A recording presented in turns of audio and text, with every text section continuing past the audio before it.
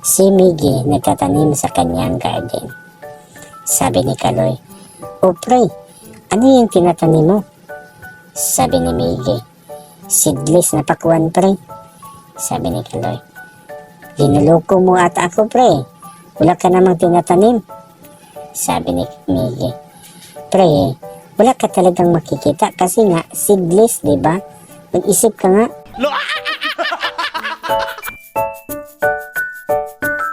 Si Kaloy at ang kanyang nanay.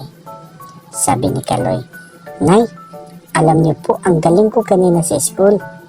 Sabi ng kanyang nanay, "Talaga anak? Bakit naman?" Sabi ni Kaloy, "Ako lang kasi nakasagot sa tanong ng teacher namin, Nay." Sabi ng kanyang nanay, "Very good kung ganun anak.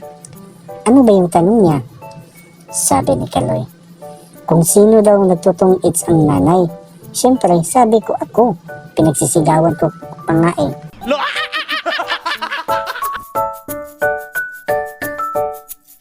Si Kaloy at si Miggy. Sabi ni Miggy, "Knock knock." Sabi ni Kaloy, "Who's there?"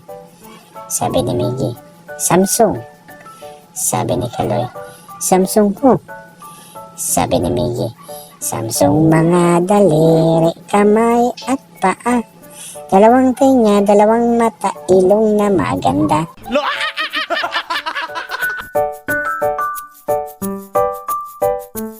Si Kaloy at si Miggy.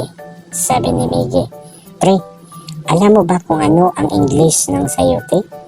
Sabi ni Kaloy, "Hindi. Ano ba pre?" Sabi ni Miggy, "Idi, for you sis."